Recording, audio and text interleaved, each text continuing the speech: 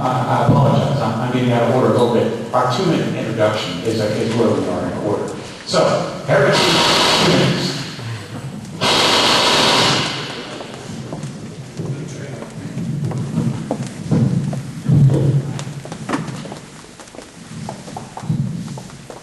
Hello, thank you for having me here. I'm Harry Teague, and for most all of my life, I've worked for Southeastern New Mexico.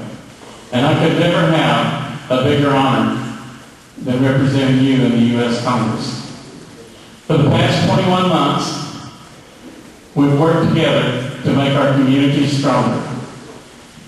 We've created jobs at the website, over 315 of them. We've rebuilt many miles of crumbling roads.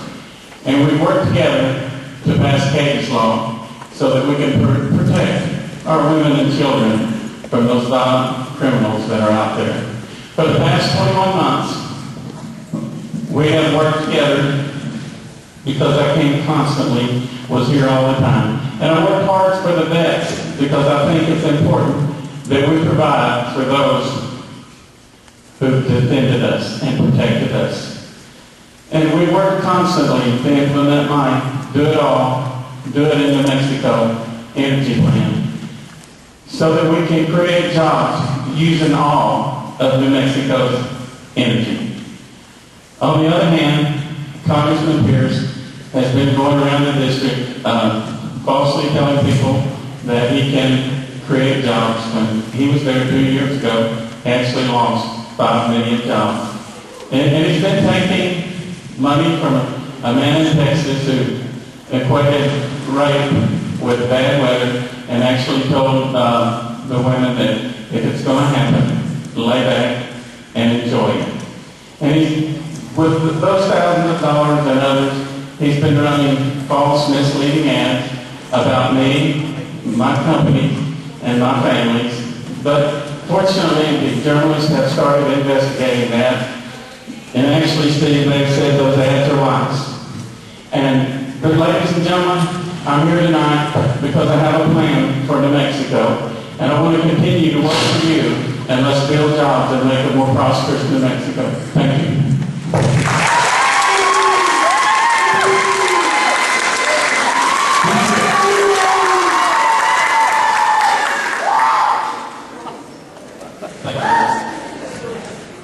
Thank you very much. First of all, I would like to recognize the AAUW and tell you thank you very much for hosting this. New Mexico State University, thank you so much. I'd also like to recognize my wife who's sitting in the front row. She stood side by side with me as we campaigned, as we served in Congress, and I'm proud of the record that we have there. You know, this election is about many things. There are many distractions going on right now, but I will guarantee you the thing we hear over and over again: what's happening to our economy and what is happening to our financial future. Young people are finding that jobs are not as successful. People are seeing their savings accounts disappear. They're not able to plan for the future.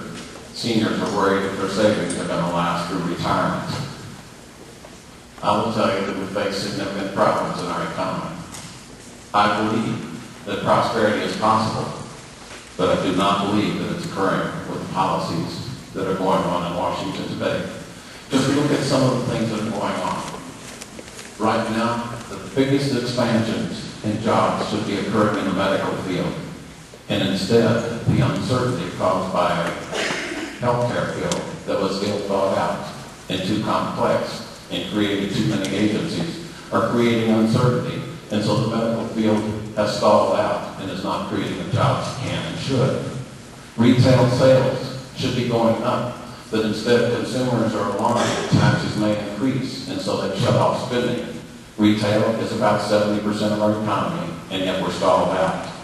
Unemployment is at 9.5% more or less, because the policies are stopping job creation, not encouraging job creation. Our small businessmen are deprived of the loans that they want and need to keep their jobs going, keep their businesses going, and create jobs. Because our banks, local bankers, have seen that regulators are willing to take banks away for 1 or 2 bad loans. The regulatory environment in the country is stopping job creation. The tax environment in the country is creating uncertainty and stopping job creation. That's what this debate is about. That's what the race is about.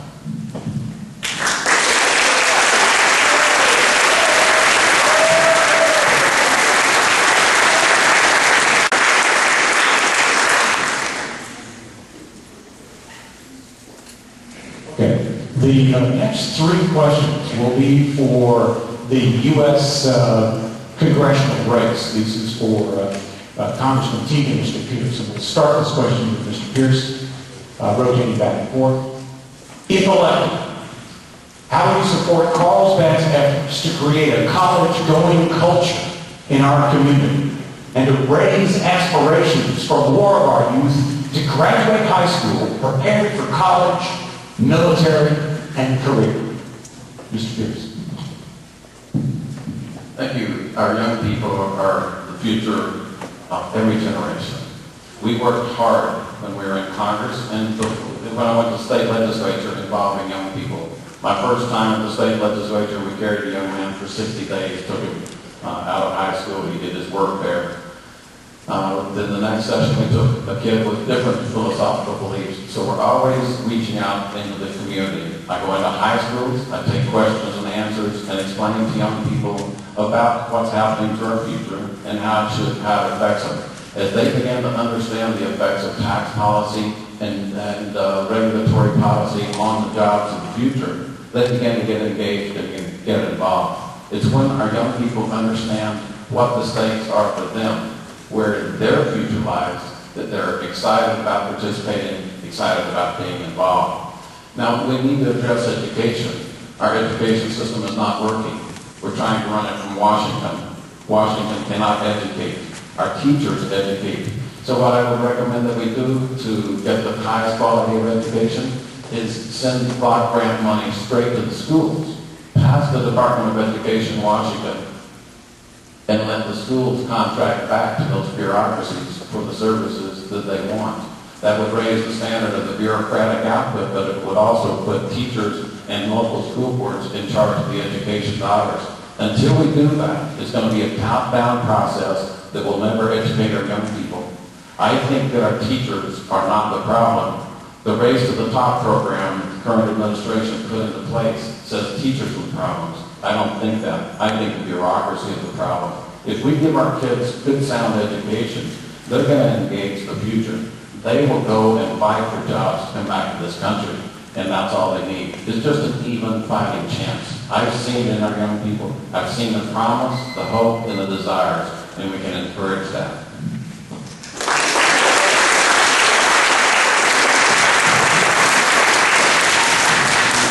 Yes, I think when you're talking about getting more kids prepared to go to college and to ensure that all kids have an opportunity to go to college, I think we're talking about the basic way that we do education here, which is with no child left behind. And we know that has to be addressed, that it's not working.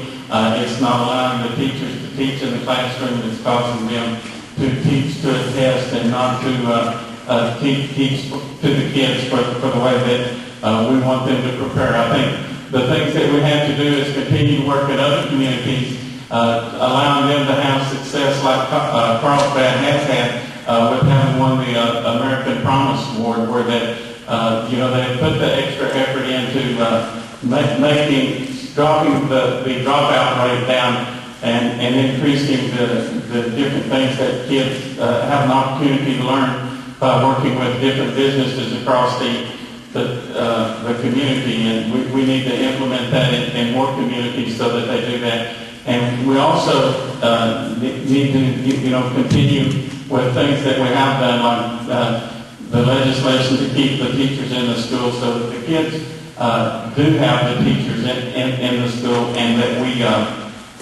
take the legislation that we've passed to the college credits for kids, so that more kids can go to college now than ever before, and increase the availability of vocational school programs in the school, so that whatever the kids want to do is there. And with the legislation that we passed this year, there are more kids will be able to go to school than since the Montgomery bill was introduced in the 50s.